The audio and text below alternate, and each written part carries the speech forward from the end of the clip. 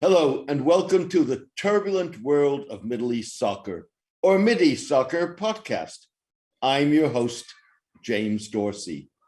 Russia's suspension from the United Nations Human Rights Council was long overdue, even without the mass killing of innocent civilians in the Ukrainian town of Bucha. A country that poisons or otherwise does away with its critics at home and abroad, and stifles freedom of the press, expression, and association, should not qualify for a seat on the council.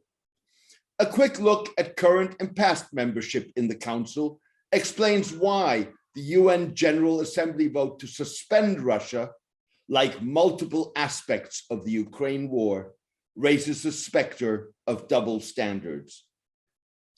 Current members, China and the United Arab Emirates, rank alongside Russia among the world's worst human rights violators. China has brutally repressed its Turkic Muslim population in the northwestern province of Xinjiang in an effort to sinicize its ethnic and religious identity. China has also built a surveillance state in which free access to information and basic human rights are denied. So has the UAE, whose opposition to political Islam persuaded it to help topple Egypt's first and only democratically elected government and support devastating civil wars in Libya and Yemen.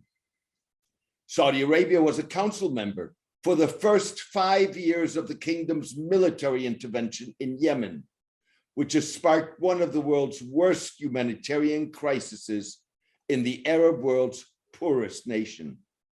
Saudi Arabia lost the vote in 2020 for another term, less because of the Yemen war and more due to the 2018 killing of Saudi journalist Jamal Khashoggi. The protracted conflict in Yemen has killed almost 250,000 people, directly or indirectly, due to inadequate food, healthcare, and infrastructure. It has included unlawful attack after unlawful attack, with homes, hospitals, schools, and bridges among the civilian objects that the warring parties have targeted, said Human Rights Watch's Yemen researcher, Afra Nasser. Mrs. Nasser blamed both protagonists in the war, the Saudi-led coalition and the Iranian-backed Houthi rebels. Raising hopes for an end to the 8-year-long war, the warring partners agreed recently to a 2-month ceasefire. However, those hopes were dampened by a Houthi refusal to engage with a newly created presidential council that was empowered by Yemen's internationally recognized president, Abdrabbuh Mansour Hadi. None of this excuses or diminishes Russia's actions. However, the double standards exposed by Russia's suspension in the Human Rights Council go beyond the question of whether the Council should have a fit and proper test analog to Britain's assessment of candidate directors of the National Health Service Trust or ownership of clubs in its various football leagues.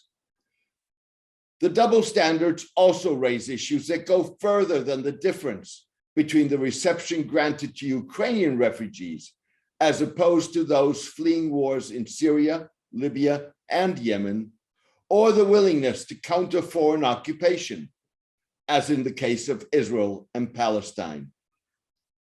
The problem for the United States and Europe is that the Ukraine has put their failure to address seemingly hypocritical double standards in the spotlight in ways that other conflicts have not. The failure is likely to influence the broader battle for a new bi- or multipolar world order between the United States and China, now that Russia has effectively removed itself from the equation.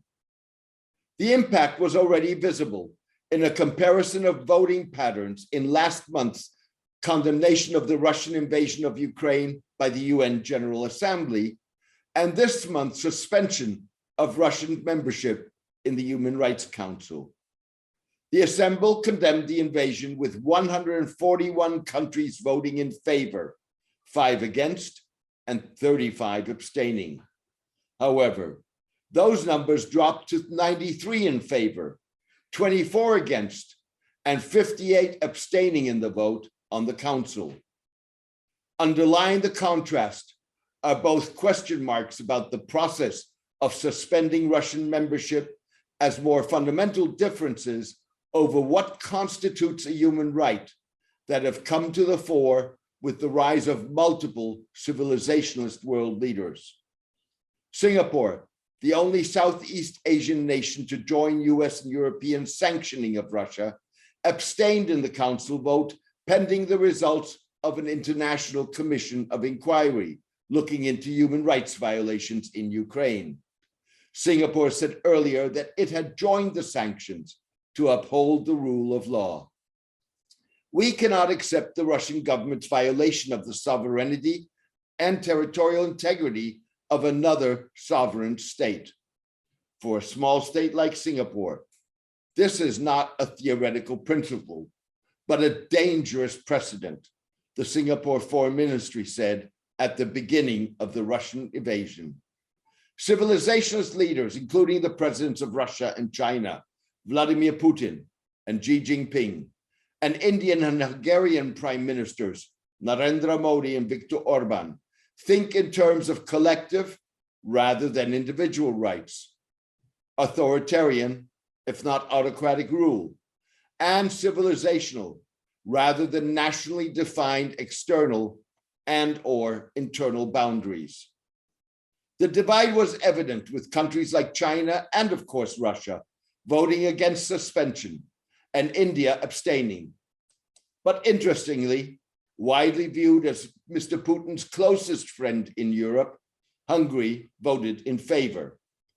The spotlighting of the differences between Democrats and civilizationalists puts a higher premium on consistency, integrity, and adherence to principle, and raises the cost of maintaining double standards. The battle between Democrats and civilizationalists, or what New York Times columnist David Brooks calls autocrats, is not just a political or an economic conflict. It's a conflict about politics, economics, culture, status, psychology, morality, and religion all at once. To define this conflict most generously, I'd say it's the difference between the West's emphasis on personal dignity, and much of the rest of the world's emphasis on communal cohesion, Mr. Brooks said. Thank you for joining me today. I hope you enjoyed the podcast. A written version of this podcast is on my blog, The Turbulent World of Middle East Soccer, at www.jamesmdorsey.net. Please join me for my next podcast in the coming days. Happy holidays, all the best, and take care.